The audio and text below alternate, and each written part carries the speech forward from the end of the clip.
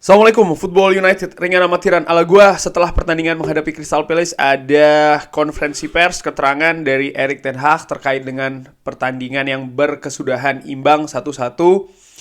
Manchester United tentu saja yang sempat unggul dulu, tapi di menit-menit akhir pertandingan gol tendangan bebas luar biasa dari pemain Crystal Palace, Olise, menyamakan kedudukan 1-1. Ada beberapa poin yang disebutkan oleh Erik ten Hag tentang permainan, Wout Weghorst, dan lain-lain. Langsung aja gue ambil dari manunited.com. Oke, control of the game. Jadi mengontrol pertandingan. Erik ten Hag mengatakan, saya pikir kita mengontrol pertandingan, kita mencetak sebuah gol yang bagus di babak pertama. Saya tidak mengatakan kalau itu merupakan penampilan yang sangat top, tapi ya itu oke ya, karena kita memegang kontrol. Disinggung tentang penyelamatan David De Gea, a great save, penyelamatan yang luar biasa. Saya pikir itu merupakan satu-satunya peluang yang dihasilkan oleh Crystal Palace di babak pertama mungkin yang disinggung ini. Saya pikir kita punya beberapa peluang bagus dan kita mencetak gol yang luar biasa. Di babak kedua, saya pikir situasinya sama, kita mengontrol pertandingan, tapi kita harusnya bisa menginvestasikan lebih banyak. Kalau Anda bisa mencetak gol 2-0, maka ini game over. Tapi ya, kita sekarang ini dipukul, katakanlah demikian, dengan situasi yang tidak menguntungkan di akhir pertandingan. Ketika Anda kebobolan sebuah gol di 2 menit atau 1 menit sebelum pertandingan berakhir, maka ini akan menjadi situasi yang susah untuk bisa bereaksi kembali. Walaupun demikian, kita punya kesempatan sebenarnya untuk mencetak 2-1 ya, mencetak gol menjadi 2-1 melalui Casemiro. Tapi ya, ini sudah selesai, sudah terjadi. Kita harus mengambil pelajaran. Kita seharusnya ini bisa berinvestasi atau ya bisa mencetak gol kedua. Artinya kita bisa lebih berupaya lagi, kita bisa lebih tajam lagi untuk bisa mencetak gol yang kedua. Disinggung tentang debut dari Wout Weghorst. Saya pikir dia melakukannya dengan cukup baik. Saya pikir tentu saja dia harus bisa menyesuaikan dengan permainan kita ya, karena dia tidak tahu bagaimana cara kita bermain, dan briefingnya atau instruksinya ini cukup pendek untuk bisa membawa dia bermain. Latihan yang hanya sedikit, tidak ada pertandingan sebelumnya, jadi saya pikir di penampilan pertama ini, setelah dia hanya mungkin 2 hari setelah berada di Manchester United, saya pikir dia melakukannya dengan cukup baik di semua elemen sepak bola. Nah, ini yang menarik nih, disinggung tentang Casemiro yang tidak akan bermain menghadapi Arsenal. Ya, saya pikir ini apa yang Anda katakan. Ini merupakan hal yang insting begitu ya.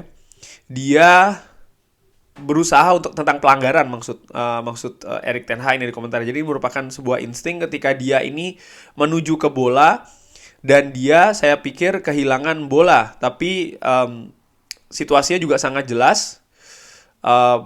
Itu merupakan situasi yang berbahaya karena pelanggaran dari Casemiro itu ya, dia kehilangan bola, dan menurut Erik ten Hag ya ini pelanggaran yang berbahaya yang wajar diberikan kartu kuning. Dia tentu saja ingin menghentikan aksi tersebut ya, dan itu merupakan reaksinya, dan itu sangat jelas. Dan seperti yang saya katakan, kita sebenarnya harus bisa berinvestasi lebih untuk gol kedua, sehingga Anda seharusnya tidak berada di situasi tersebut.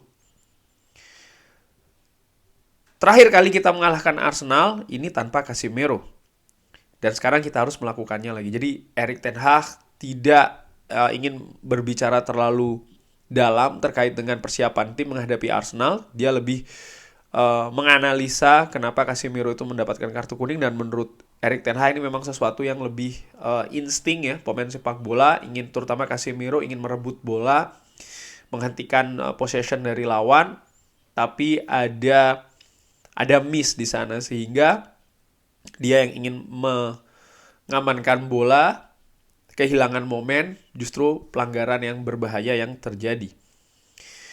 Terakhir, Erik ten Hag melihat atau menantikan ya reaksi kembali ketika menghadapi Arsenal. Ini sudah terjadi, Anda tidak bisa merubahnya. Dan saya katakan di dressing room, kita harus melihat ke depan. Kita harus mengambil energi, lalu melihat Arsenal, dan kita akan membuat rencana yang bagus. Para pemain harus jelas kalau mereka siap untuk pertandingan, karena ini merupakan pertandingan yang top, pertandingan level tinggi, dan pertandingan yang sangat fantastis untuk dimainkan. Jadi kita sangat menantikan pertandingan tersebut. Sepakat gue apa yang dikatakan oleh Erik ten Hag. Sebentar, karena masih pagi di sini, ngopi dulu, bismillah. Kalau Manchester United kurang kejam, kurang tajam, terutama dalam mencari gol kedua. Di pertandingan tandang, menghadapi tim yang sulit, sering sekali memang gol kedua itu adalah menjadi kunci, terutama ketika Manchester United unggul dulu. Setelah kedudukan 0-1, memang ada hal lain selain mengejar gol kedua yang harus dilakukan, yaitu adalah bagaimana bisa bertahan dengan solid. Yang menurut gue itu sudah dilakukan oleh Departemen Pertahanan Manchester United.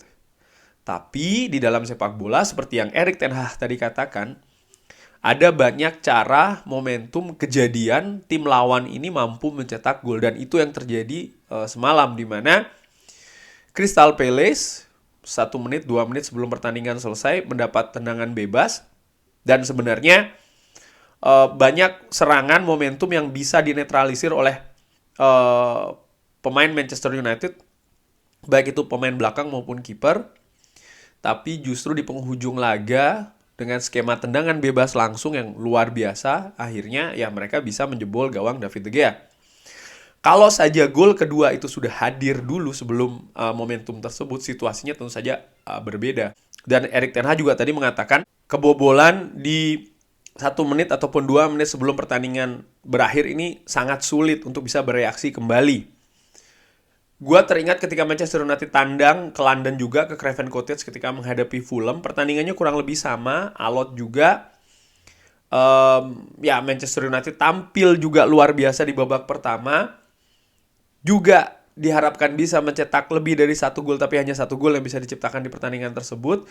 Hanya saja gol penyama kedudukan dari Fulham ini kan tidak di menit-menit akhir, sehingga Manchester United masih punya waktu untuk bereaksi dan akhirnya bisa mendapatkan gol kemenangan dari Garnacho.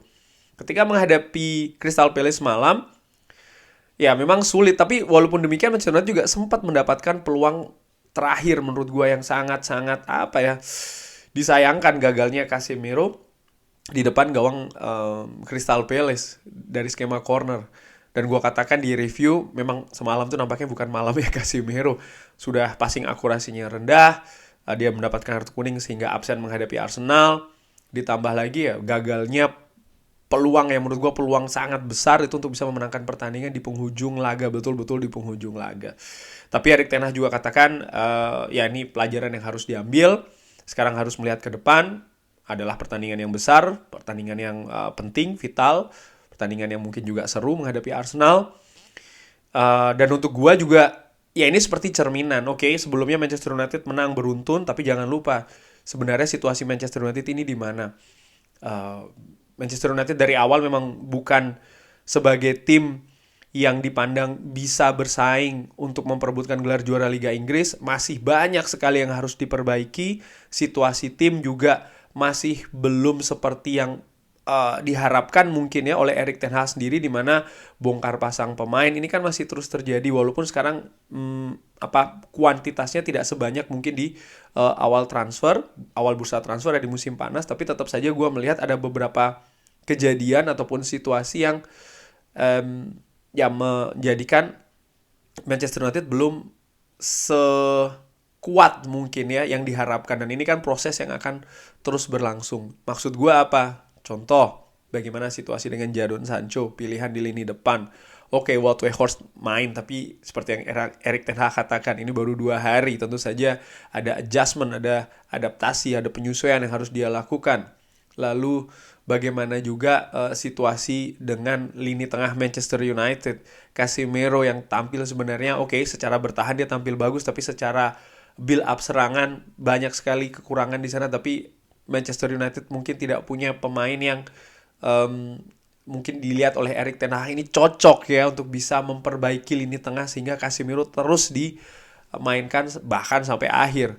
Walaupun ada resiko kartu kuning dan ya itu tadi ya penampilan yang memang menurut gua sih tidak sebaik seperti biasanya. Ya kita nikmati saja, kita ikuti terus perjalanan dari satu pertandingan ke pertandingan lain sambil terus mensupport, mendukung Erik ten Hag beserta pemain-pemain Manchester United lainnya. Terima kasih sudah menyaksikan, gue harus kembali bekerja.